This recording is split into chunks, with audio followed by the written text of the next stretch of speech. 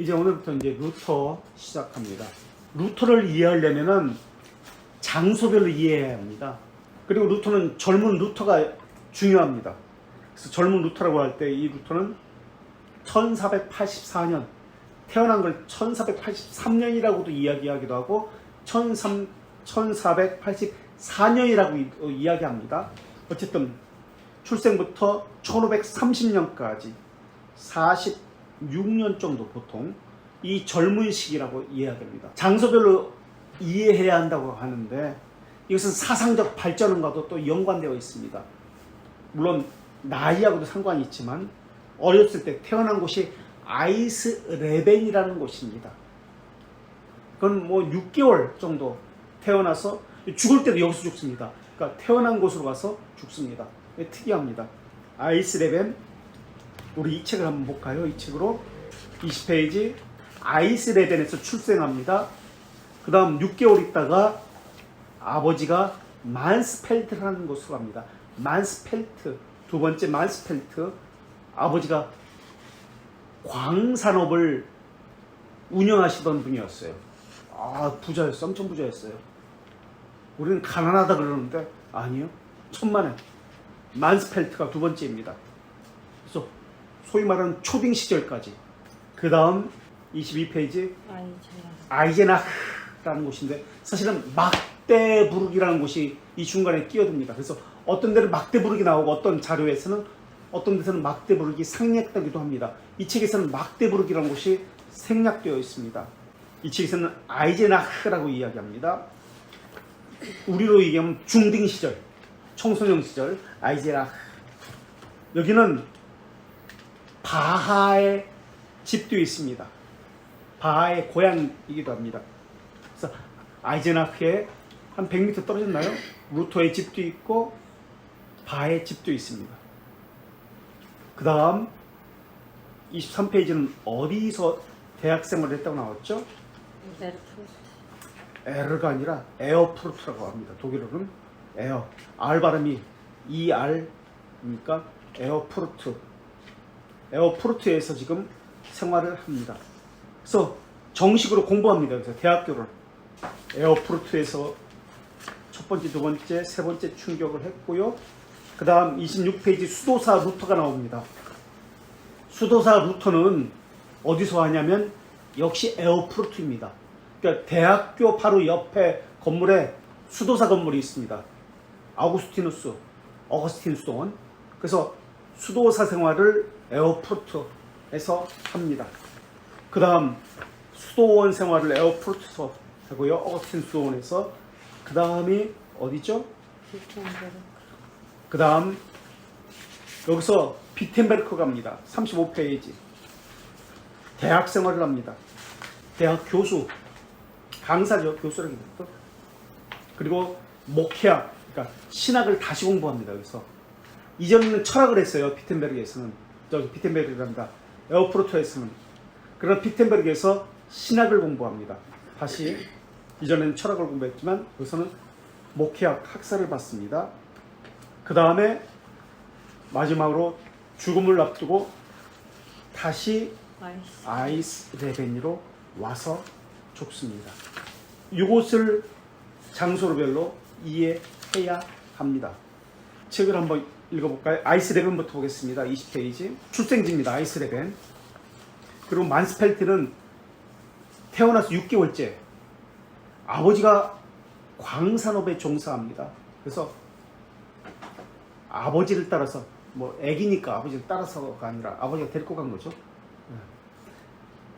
그래서 만스펠트로 갑니다. 그래서 이 시기는 1483년, 출생연도가 3년이라고 그러기도 하고 어떤 데는 4년이라고 하니까, 또는 1484년에서 1546년 이 시기가 만스펠트까지의 시기입니다. 참고로 아니죠. 1546년은 참 루터가 죽은 시기예요. 아이스레벤이 다시 돌아왔다는 뜻이에요. 1546년. 루터는 1484년에 출생했습니다. 참고로 칼빈은 1509년에 출생합니다. 죽은 연도는 루터는 1546년에 죽었다면 칼빈은 뒤집어서 1564년에 죽습니다. 1564년. 1546년에 루터가 죽고 1564년에 뒤집어서 죽습니다. 그러니까 루터의 그 종교 개혁에 의해서 로마 카톨릭에서는 이것에 카운터, 그러니까 반종교 개혁 운동이 일어납니다. 로마 카톨릭에서 칭의 문제로 지금 시끄럽거든요. 우리 로마 카톨릭은 지금 어떻게 이들을 대항할까? 1545년에서 1563년까지 루터는 칼빈은 64년에 죽잖아요. 그러니까 1545년에서 루터가 죽은 것이 1546년이잖아요. 죽기 바로 한 해 전에 1545년에서 칼빈이 죽기 바로 전에 1563년까지 반종교 개혁 운동이 벌어집니다. 그러니까 카톨릭 종교 개혁이 이루어집니다. 그래서 라테란 회의를 통해서 그들의 교리가 정해지게 됩니다. 확증되게 됩니다. 그러니까 루터는 로마 카톨릭의 변화를 보지 못하고 죽었습니다. 겨우 1년, 말년에 1년 정도 그렇게 보고 죽었습니다. 그러나 칼빈은 로마 카톨릭이 어떻게 변하는지를 다 보고 죽은 사람입니다. 그래서 칼빈은 로마 카톨릭의 정체를 압니다. 그래서 그것에 대해서 대항할 수 있었습니다. 그것에 대한 변증서를 쓸 수 있습니다. 무엇이 그들에게 잘못이고 오류가 무엇인지를 칼빈은 쓸 수가 있었던 거예요. 그래서 그것이 기독교 향후에 그대로 나타납니다. 그래서 참고로 루터 공부할 때 지역을 살펴라 라고 했잖아요. 칼빈도 공부할 때 지역적으로 공부해야 합니다. 참고로 말씀드릴게요. 칼빈도 공부할 때, 물론 칼빈을 할 때 합니다만은 느와용, 파리, 오를레앙, 부르지오,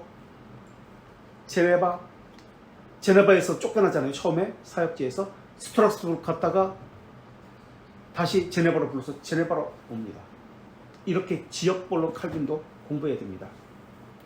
그리고 지금 롤라드 베인턴이 루터 연구의 권위자입니다. 전기작가인데 참고로 하시면 됩니다. 그리고 아이스 레벤에 루터 생가가 있어요. 지금 관광지거든요.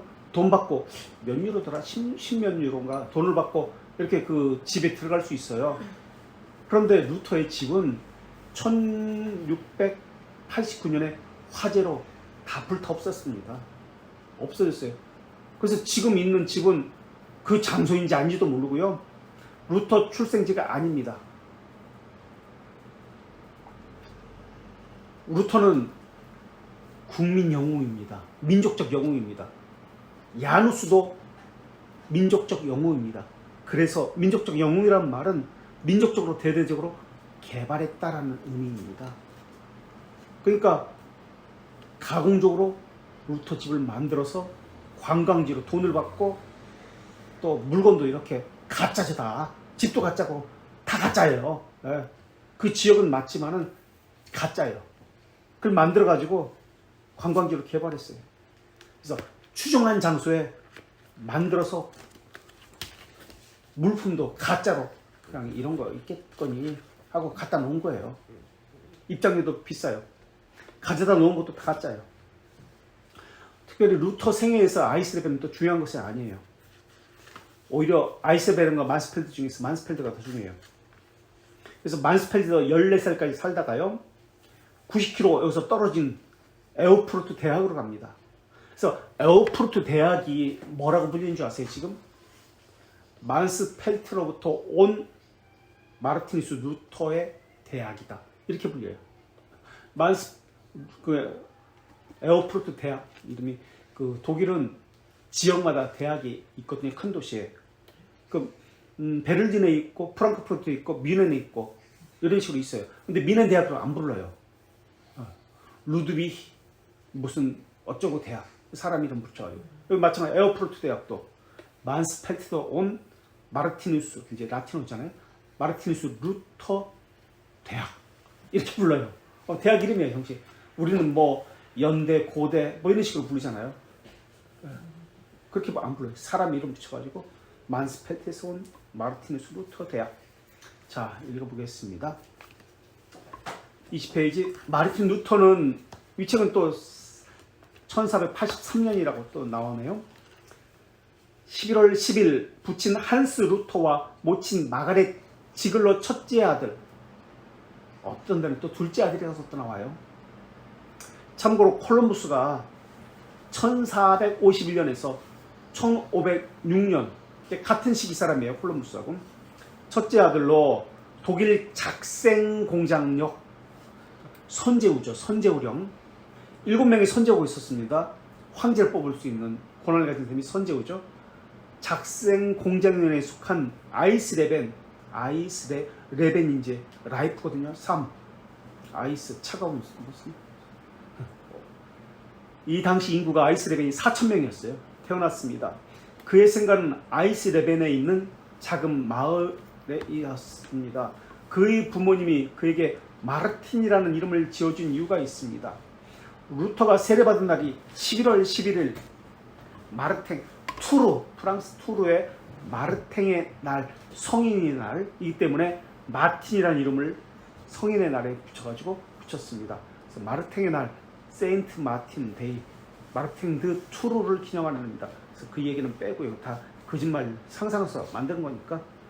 제일 밑에 줄, 마르틴 루터의 부친 한스는 11월 10일에 맞추어 11111 아들 마틴에게 세례를 받도록 했습니다. 얼마나 미신적이에요. 111. 태어난 지 6개월도 되지 않아. 그런데 부친 한스는 경제적으로 도윤택한 삶을 살고자 북서쪽으로 약 20km 떨어진 광산마을 만스펠트로 이주해서 청동관사업에 종사했습니다. 본래 농사꾼이었던 그는 만스펠트에서 부유하게 살면서 많은 이에게 존경을 받는 가문이었습니다. 루터 집안은 가난하지 않았어요. 근데 루터는 자신을 가난하다라고 그렇게 표현했습니다. 가난한 집안이. 아주 부유한 농부 가정이었어요. 그리고 지금 광산업 했다고 그랬는데 단순한 광부가 아니에요. 광산의 주인입니다. 처음엔 그 루터의 엄마가 마가렛이거든요. 루터 엄마 마가렛의 삼촌이 있었는데 광산 하나를 대여받아가지고 너 여기서 농사 짓지 말고 와가지고 지도 감독하라 라는 광산 전체 하나를 지도 감독하는 자리를 받았습니다. 근데 7년 후에 광산 3개 구리 재련소를 가지게 됩니다. 그 당시에는 이런 광산업이 엄청나게 마치 미국 처음에 서부 개척 시대에 금광을 찾아갔던 것처럼 광산이 그렇게 부와 명예를 얻게 했던 그런 시대였습니다.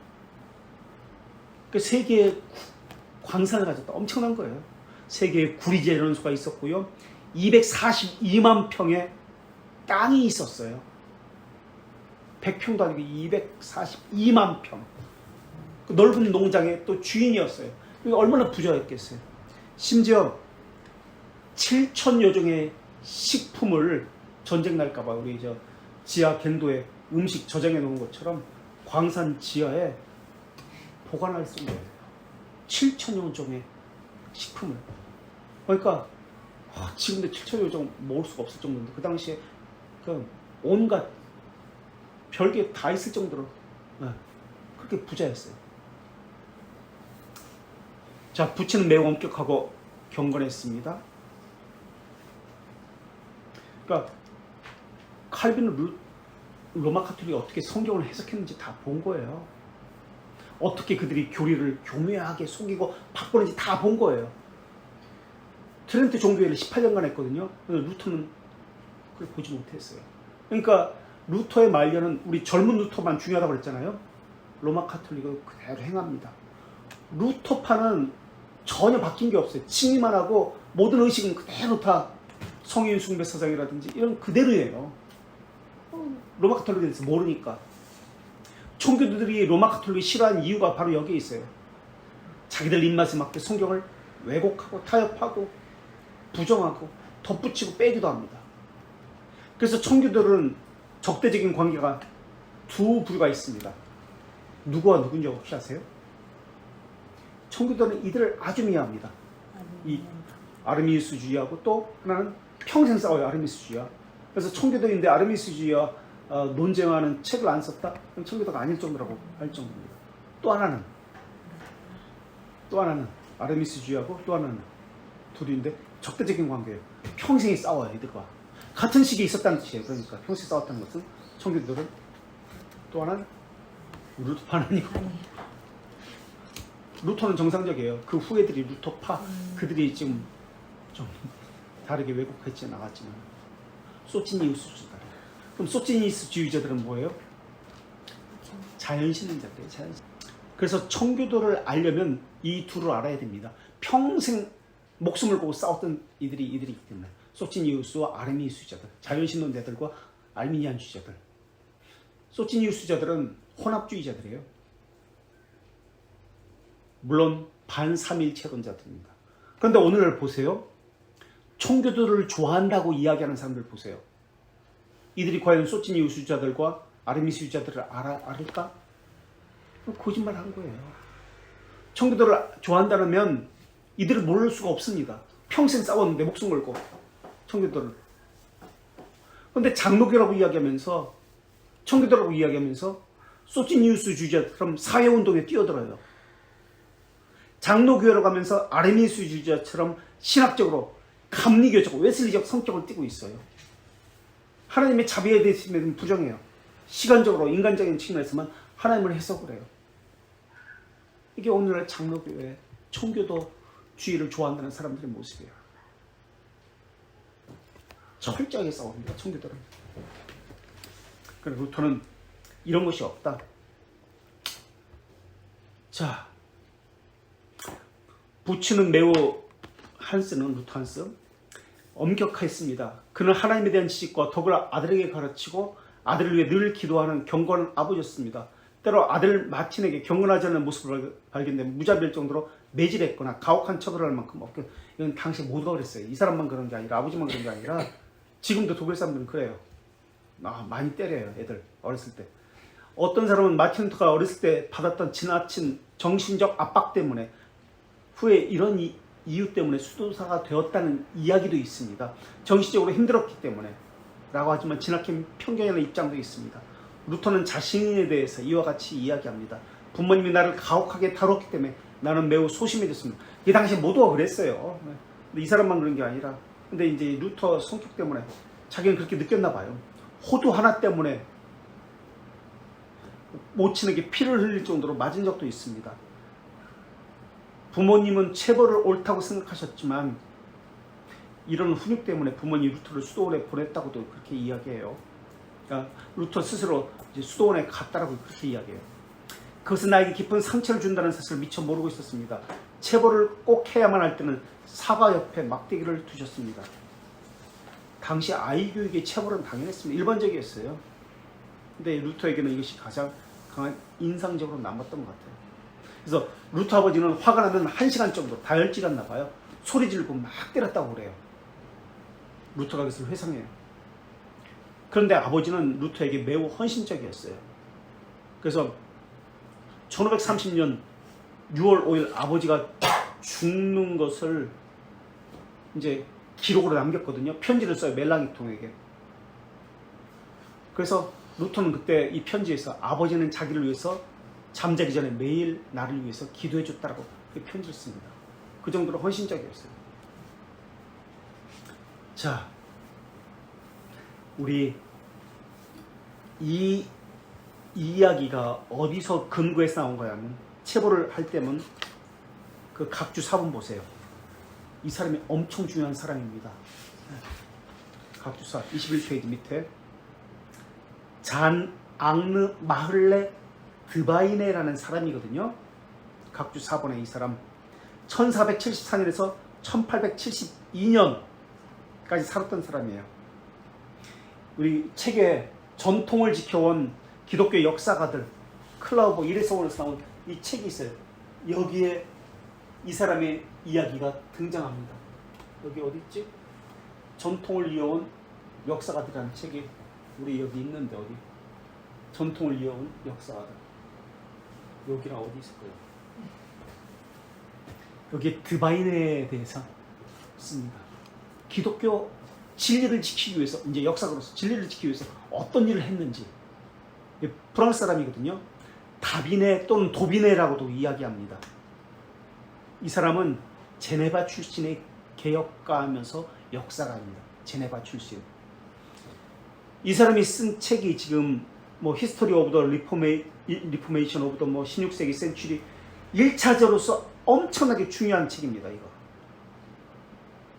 16세기 종교 개혁사 책 가운데 처음으로 나온 책이 바로 이 책입니다. 그러니까 이 사람은 종교 개혁이 무엇인지 처음으로 써서 발굴해서 세상에 알린 사람이에요. 이 사람이 종교 개혁에 대해서 알린 사람, 루터에 대해서 칼빈에 대해서 알린 사람이에요. 그리고 이 사람이 쓴 이 5권짜리 책 종교 개혁사, 16세기 종교 개혁사, 그 다음에 쓴 책이 뭐냐면 그 다음에 쓴 책이 칼빈 시대의 유럽의 종교 개혁사라는 책입니다. 루터에 대한 연구가 너무 많았습니다. 민족적 영웅이었기 때문에 많은 사람들이 루터에 대해 연구했습니다. 그런데 칼빈에 대해서는 정통 개혁 신앙을 가진 칼빈에 대해서는 그 누구도 연구하지 않고 아무도 몰랐습니다. 종교개혁자 칼빈에 대해서 몰랐다는 거예요. 이걸 안타깝게 여겨서 이 사람이 칼빈에 대해서 연구해서 칼빈을 알린 사람이 네, 도비네라는 사람이에요. 이 마글레는 또는 뭐 도비네, 마글레, 드바이네, 도비네, 이 사람은 1817년 가을 아이제나흐에 있었던 루터 300주년 기념 축제에 참석한 사람입니다. 제네바 사람인데 루터 300주년 기념. 근데 루터의 그 모든 사역 가운데 그 축제 때 무엇만을 기념했냐면 지금까지는 루터가 국가에 대한 권위, 기존 권위에 항거해서 무슨 자유를 쟁취했다. 그런 개념으로만 루터를, 민족적 개념이니까 종교적인 것은 다 빼버리고, 종교적인 것은 아직 알려지지 않았어요. 루터에 대해서도.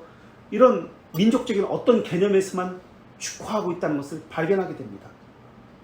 그래서 이 사람은 루터에 대해서 본격적으로 공부합니다. 루터는 그런 것이 아닌데, 그래서 함부르크 교회에서 프랑스 개혁교회를 목회합니다. 이 사람에 대해서 공부하기 시작하면서 루터에 대한 종교개혁자들에 대한 자유를 1818년부터 모이기 시작합니다. 그래서 마글레, 이 도비네의 작품 중 중요 주제는 인간 사회에 개입하신 하나님이라는 주제를 중요시 됩니다. 하나님의 섭리, 하나님이 어떻게 인간의 역사 가운데 개입하셨는지 이것을 중요한 주제로 연구하기 시작합니다. 그러니까 당시 루터는 종교개혁자 루터가 아니었어요. 사회개혁자 루터였어요. 1800몇 년도까지 이 사람 연구하기 전까지는 사회개혁자, 민족적 영웅 루터였어요. 근데 이 사람의 연구를 통해서 신학이 어떤 신학이다? 책으로 쓰여지기 시작합니다. 이 사람이 최초로 씁니다. 종교개혁자들의 신학, 사상에 대해서.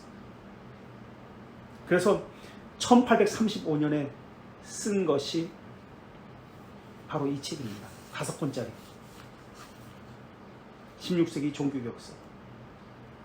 그런 다음에 독일의 종교개혁사, 스위스 종교개혁사, 프랑스 종교개혁사, 영국의 종교개혁사를 차례대로 쓰기 시작합니다.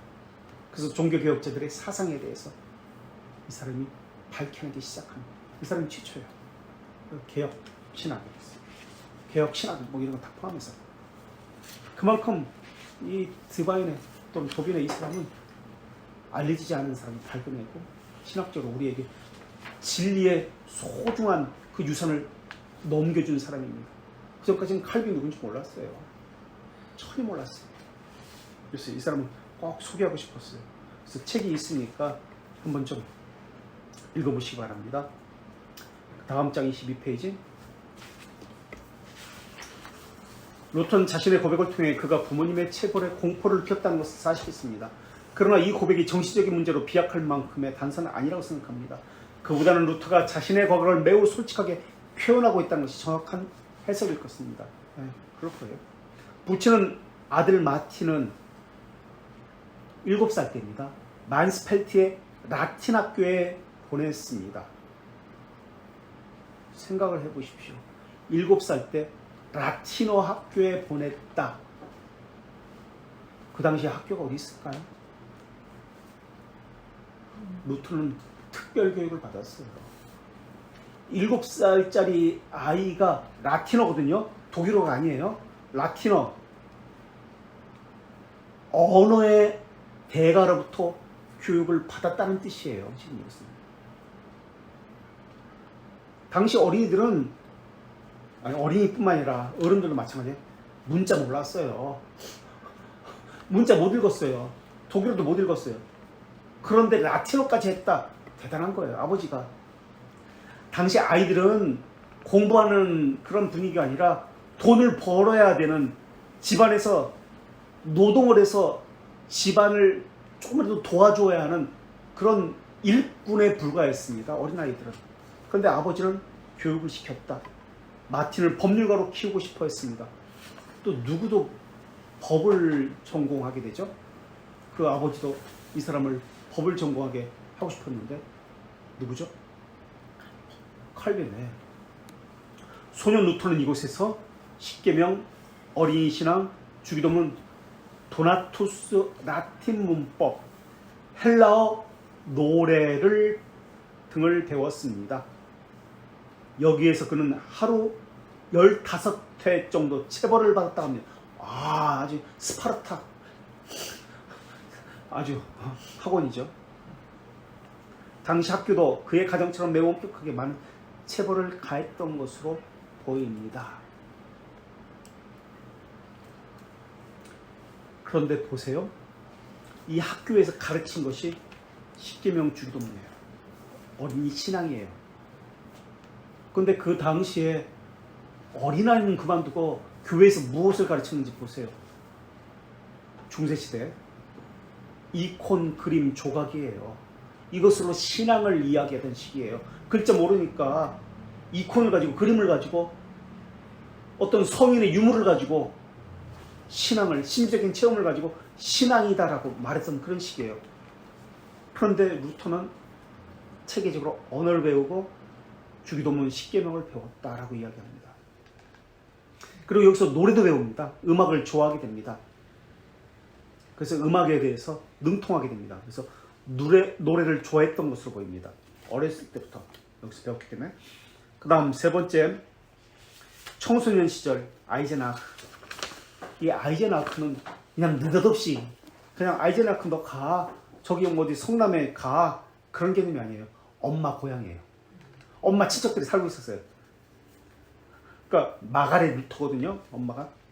예, 엄마 고향이기 때문에 삼촌들, 외삼촌들 다 있어. 거기 살고 있어. 당시 인구는 4,000명이었어요. 아주 큰 도시였어요. 4,000명이었어요. 비텐베르크가 2,500여였거든요. 그러니까 엄청난 큰 도시예요. 아이젠하크에도 루터의 집이 있습니다. 여기는 여관이에요. 지금 여관. 근데 주인은, 그 여관을 관리하는 주인이 있거든요. 신자도 아니에요. 입장료만 비싸요. 루터의 것이라고 갖다 놓은 곳은 있는데, 잔뜩 있는데 루터의 것은 하나도 없어요. 다 가짜예요. 관광지예요. 그러니까 가지 말라는 이야기 하는 거예요. 그냥 그 앞에 사진만 찍고 오면 돼요. 저는 들어갔다 왔어요. 다 돈 내고. 그래서 만스펠트에서 어린 시절을 보낸 루터는 14세가 되던 해 1497년에 막데부르크, 여기 막데부르크 나오죠? 아까 막데부르크 가서 공동체 형제단이, 이게 뭐죠? 모데르나 데보치오 모데르나 후르토가 운영했던 학교에서 공부하게 됩니다. 야학 같은 거죠. 여기서 누구 또 공부하게 되죠? 혹시 토마스 아켄피스도 물론 있고, 에라스무스도, 칼빈도 여기서 공부합니다. 이 야학에서. 그런데 막데부르크에서 공부했다고 나왔잖아요. 막데부르크에 그런 학교가 없었다라고 합니다. 루터가 막데부르크에서 공부한 적이 없었다, 생활한 적이 없었다라고 그렇게 이야기합니다만, 어찌됐든 있었다 그러도 이야기하고, 어쨌든 그렇게 이야기합니다. 이곳에서 거의 1년을 지내면서 아이젠하크 있는 학교로 갑니다. 부모가 다시 불러서 이제 간 거예요. 이곳은 만스팔트에서 남서쪽으로 160km 떨어진 곳입니다. 이때 이제 루터 가족은 아이젠하크에 살았던 것으로 보입니다. 이곳의 특징은, 이 도시 아이젠하크의 특징은 인구가 4,000명이었잖아요. 근데 인구수에 비해서 교회와 수도원이 무지 많았습니다. 혹시 참고로 전 세계에서 교회 가장 많은 나라가 어딘 줄 아세요? 어디예요? 한국일까요? 아닐까요? 한국은 17,000개 교회입니다. 전 세계에서 가장 교회가 많은 나라는 한국은 17,000. 어느 나라일까요? 한국이 1등일까요? 독일? 독일은 하나, 지역에 하나. 국가 개념이니까 국가교회잖아요. 물론 장로교회도 이제 개인적인 어떤 국가교회가 아닌 것도 있긴 하지만. 미국. 어? 미국? 아니요. 34만 개. 브라질 27만 개. 우리나라 17,000개. 그 다음에 멕시코, 러시아. 우리나라는 10위 안에도 못 듭니다. 에어포르트는 에어포르트는 이제 나중에 나오는구나. 아이젠하크 하여튼 교회와 수도원 수가 많았어요. 이곳에서 이제 4년간 공부합니다. 당시 루터는 가난한 학생, 가난한 학생 아니에요. 엄청 부자예요. 지금 광산이 3개 있다. 지금도 부자예요. 근데 그 당시에 광산이 3개고 땅이 242만 평이 있다. 이건 엄청난 대그룹 회장님이에요. 지금 땅 242만 평 있다고 생각해 보세요. 그 당시하고는 좀 다르지만 어쨌든 가난한 학생이 아닙니다. 엄청 부자였어요. 그런데 이 가난한 학생이라고 쓰고 있는 이유가 있습니다. 당시 마틴 루터는 가난한 학생이었기 때문에 집집마다 방문해 류트, 비텐베르크 집에 전시되어 있거든요. 연주하면서 생활고를 해결했습니다. 왜 그랬을까요? 어느 날 힘들게 생활하는 루터의 모습을 본 콘라드 코타의 아내 우르슐라는 루터의 의식주를 해결해 줬습니다. 왜 그랬을까요? 루터는 엄청 부자였어요. 갑부집 아들이었어요. 뭐 하나 부족함이 없었어요. 아버지는 지금 라틴어 교회에 보낼 정도로 돈이 많았어요. 세계적인 위대한 선생님들 다 고용해서 돈을 주고 공부시킬 정도였어요. 근데 지금 가난하다고 했습니다. 왜 그랬을까요? 후원을 못 받았어요? 아니요. 대학 들어갈 때도 후원 받는데. 보세요. 여기 어디서 생활했다고 그랬죠? 공동체. 이곳에서 4년간 공부합니다. 만스팔트. 아이젠하크. 프란체스코 수도원을 이어받은 곳이기 때문에 그렇습니다. 프란체스코 수도원의 특징이 뭐죠? 근데 무슨? 그리고 그런 것도 있지만은 프란체스코 수도원, 도미니크 수도원의 특징. 탁발소. 거지처럼 돌아다니면서 한 푼 줍쇼 한 푼 줍쇼 탁발소. 노래 불러주면서 이게 한 푼 줍쇼 하는 프란체스코 수도원 출신의 이제 그런 데를 다닌 거예요. 있었던 거예요.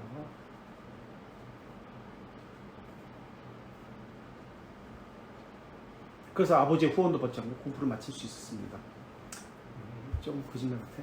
엄청 부자였는데 자기 아들 그렇게 내버려뒀을까?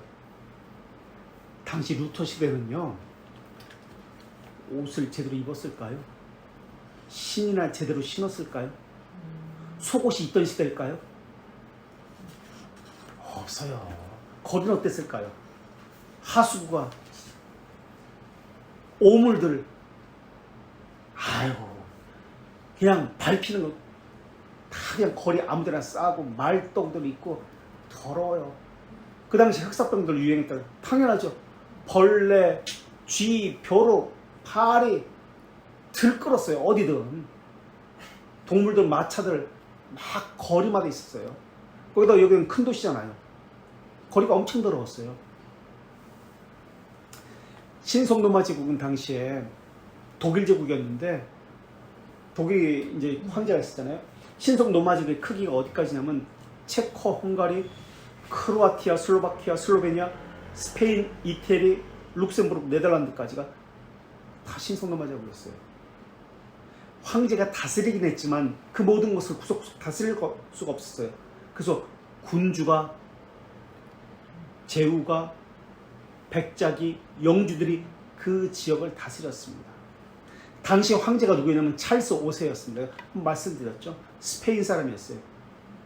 그리고 이 선제후가 프레드리 작센의 선주인데 황제 임명권자였어요.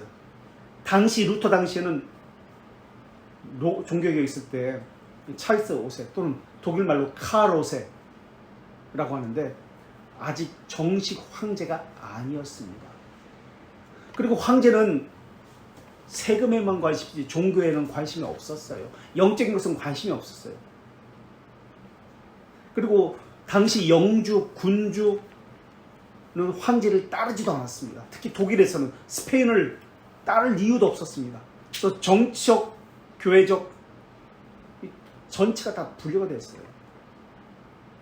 그리고 교회개혁, 정치개혁은 예전부터 있었습니다. 하지만 지역적인 개혁이 그 지역적인 개혁이었을 뿐이지 루터는 전 제국적으로 불을 붙인 사람이 루터예요. 지역별로 우리가 배웠잖아요. 뭐 어디에 있었다, 어디에 있었다, 어디에 있었다 지역별로 배웠지만 전 로마 신성로마 제국 전체로 퍼지게 하는 것은 루터였어요. 자, 계속해서 루터는 종교개혁이 일어난 후 1521년에 이르러 보름스 의회 제국회의가 있었던 곳에서 마치고 비텐버르크로 돌아오는 중에 납치를 당해서 바르트부르크이라는 성에 부르기 성이라는 뜻이에요. 버그 성에 구금됩니다. 루터는 그곳에서 신약 성경을 번역하게 되는데 그 성은 아이제나흐에 있습니다. 아이제나흐의 라틴 학교에서 보세요. 아이제나흐에서도 라틴 학교 다닙니다. 만스펠드에서도 우리말로는 영어 학교 다닙니다. 유치원도 영어 학교, 중학교도 외국인 학교 다니는 거예요. 영어 학교. 이 아이제나흐에도 외국인 학교 다니는 거예요. 외국인 좋은 선생님 다 모셔다가 돈이 얼마나 들겠어요. 이게 다 사립인데. 루터는 정확한 문법, 지적인 언어구사, 웅변, 시 등을 배웠습니다.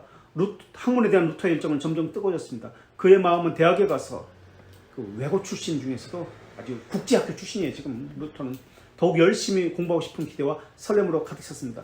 루터는 이 시기를 기쁘고 행복한 10대였다고 이야기합니다.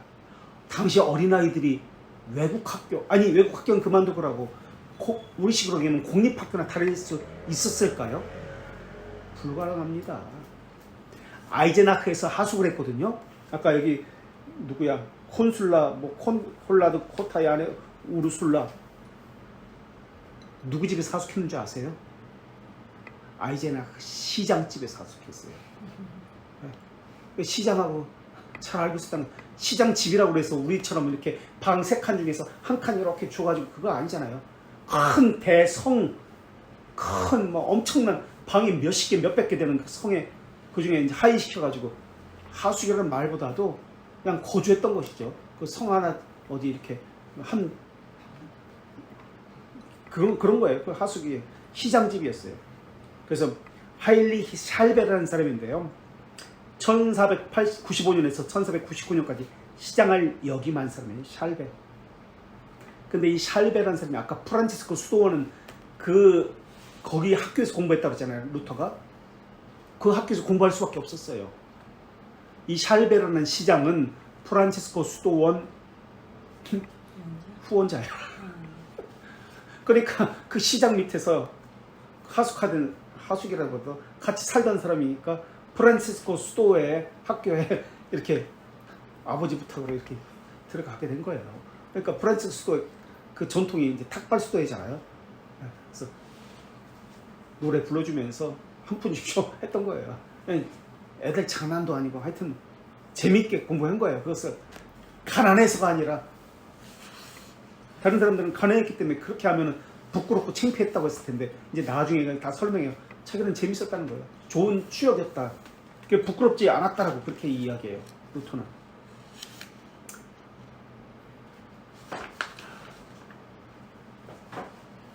대학교 기본 학위는 학사 다음에 석사입니다. 우리도 똑같잖아요. 4년이 하면 학사, 그 다음에 석사잖아요. 지금은 이 학사, 석사 개념이 없어요. 독일은. 미국 개념은 아니 달라요. 학사, 석사인데 석사 과정에서 비로소 전공이 정해집니다.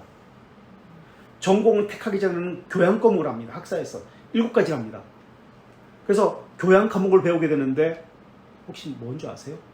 이건 8세기 엘킨이 대학을 세우면서 만든 것인데 중세시대 때 만든 교양 과목에서 우선 이것을 우리는 무슨 학? 사막 사학이라고 합니다. 그래서 교양 과목 사막 무엇 사학 무엇 혹시 뭐죠? 기억나세요? 문법 수사학 논리학 문법 글 쓰고 수사 말학 연설을 어떻게 할 것인가 논리학 생각 추상적으로 말하고 생각하고 글 쓰고 문법 수사학 논리학 그런 다음에 사학은 그걸 끝나야 올라갈 수 있습니다. 산수 수에 관해서 기하 존재 학문입니다. 존재에 대한 학문. 음악은 우리처럼 피아노 치고 이런 음악 아니에요. 수에 관한 학문이 수를 다는 거. 음악을 수학이잖아요. 이게. 네. 수를 다루는 학문이 음악입니다. 물론 음표로 다뤘지만 그 다음에 천문학, 별의 움직임. 그래서 8세기 엘킨이 카롤링거 르네상스를 하면서 대학을 만들잖아요. 이때 사막사학을 만들게 됩니다. 그래서 객관적으로 어떻게 말하고 듣고 쓰고를 말할 수 있을까? 이것을 한 것이 사막사학입니다. 루터는 이것을 배우는 겁니다. 지금.